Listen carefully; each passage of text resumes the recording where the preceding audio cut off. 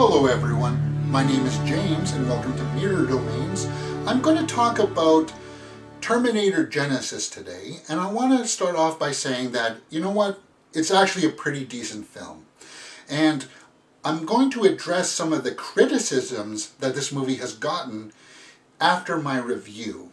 So please pay attention afterwards. Okay, let's talk about it.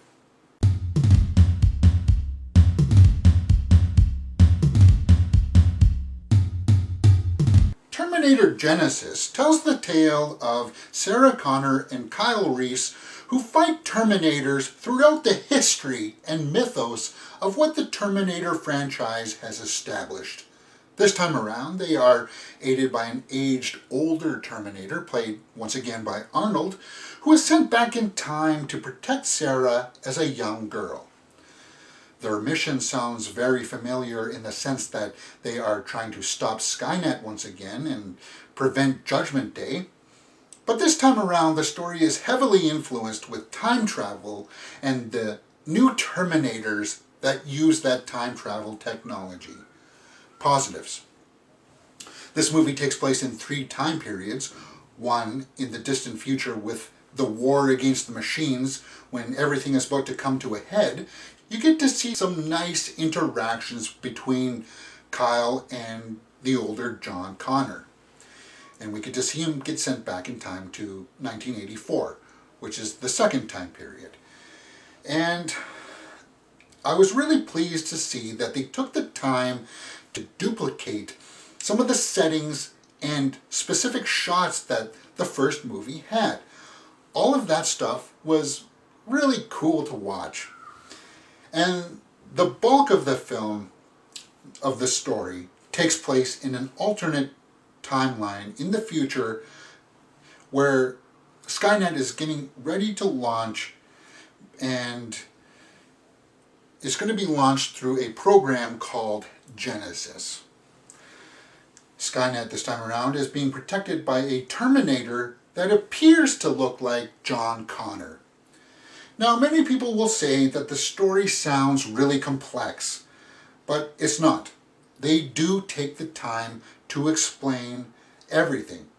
And I do mean everything, because all the things that they don't flush out, they hint at. They hint at it very well, too.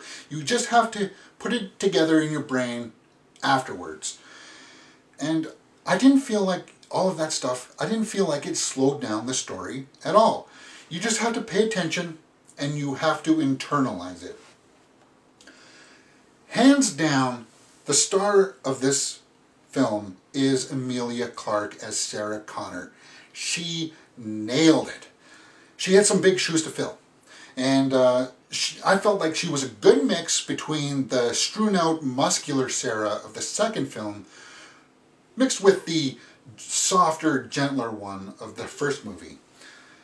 I really liked the chemistry between her and Schwarzenegger. That dynamic that they built up really was, for me, the heart of this film. That was the selling point for me. I really wish that they had taken the time to expand more on that aspect of the story, just one more notch, because then I felt like it would have been a home run. Negatives. Okay, some of the dialogue was not the best, but everyone seemed to land it and make it work. Some of the stuff that they had to say was hokey and would sound bad normally, but Emilia pulls it off. I can totally see someone of today sounding like that and talking like that. There was just something in her mannerisms that really sold it to me. But in contrast, we had Courtney, who's not the most dynamic actor, I'll give you that, but he seemed to be a little bit underwhelming at times. I don't want it to seem like I am trashing him on this. For all the bad movies that he's done, I really didn't want to like him in this movie. But he does okay. Yes, he's not anything close to Michael Biehn, but this is the first actual movie that I actually didn't mind Courtney. Okay, so let's move on to the scoring. Acting, directing, and story are out of a possible 2 points each. For the acting, Emilia Clarke, as I said, was good, and Arnold was actually really good. So for that fact, I gave it a 1.5 out of 2 for the acting. The directing, it was shot really well. Some of the action sequences could have been dialed back a little bit because some of them were just a little too fantastical. So for that aspect, I felt the pacing was pretty good too. So I gave it a 1.5 out of 2 for directing. The story, I actually really enjoyed it. I liked all the time travel stuff. I liked the relationship between Sarah and the Terminator. I really enjoyed that. So for that aspect, I gave it a 1.5 out of 2. Moving on to the cinematography and the score are out of a possible 1 point each. The cinematography, as I said, was pretty well done. I felt like the 3D was actually pretty good in this movie. So for that fact, I gave it a full point, a 1 for cinematography. And moving on to the score, it had this nice bombastic score to it. So let's give it a quick listen.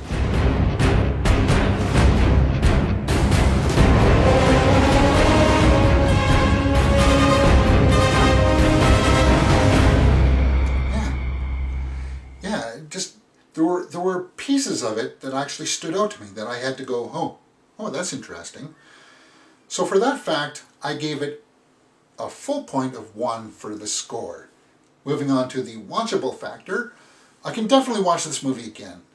For the simple fact that I liked this mythos. I liked seeing them redo some of the older scenes. That was really cool to me. So I don't know if I really want to own it. So I gave it a 1.5, which is highly pleasurable for the watchable factor.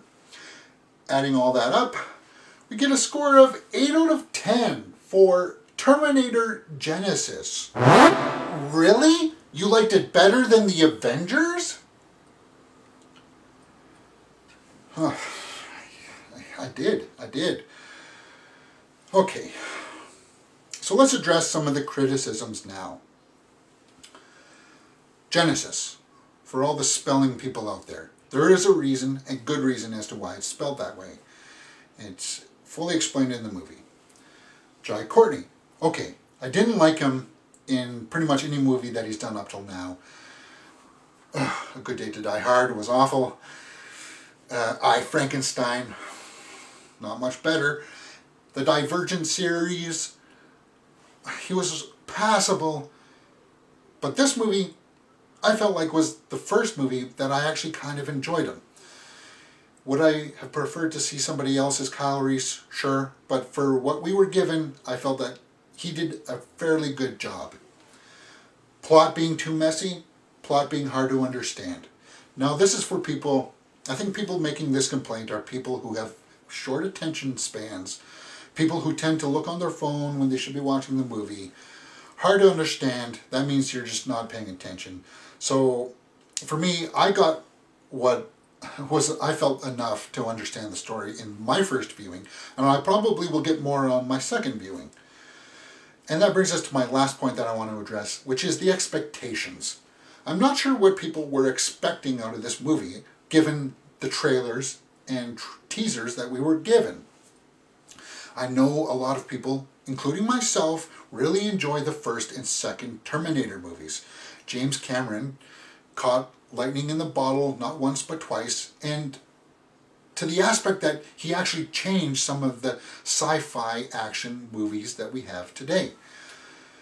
This movie doesn't push the envelope with the technologies, but the cinematography in it I felt was actually fairly well done. People who complain about the T-1000, they did some new interesting things with him, with just him hiding and stuff like that, with him with his swords. I thought that was fairly well done. I'm not sure what more you were expecting from him. And as far as the story going over some things and getting rid of some things, I felt like the way that they did it actually paid respect to the first and second movie. They didn't stomp on anybody's feet that I felt. So if you go into this expecting like this huge masterpiece, then you're setting the bar just a little too high, and you're going to say, well, this first and second one set the bar like that, so the other ones have to. I feel like that's just unrealistic. If you're going to do that, then you probably are not going to have a whole bunch of fun with this movie. But I hope not. I hope you're able to get past that, because if you can, then Terminator Genisys is a pretty fun ride. It does have some nice action to it, and I think it's worth seeing. Okay, so that's my review for Terminator Genisys. If you've liked what you've seen, please hit that thumbs up button and subscribe.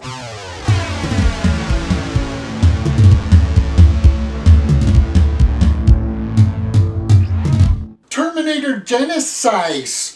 Terminator Genisys! Look, I'm mispronouncing it. Isn't it funny? If you're a prepubescent teen who lacks a sense of vision, don't I have a cutting-edge sense of humor?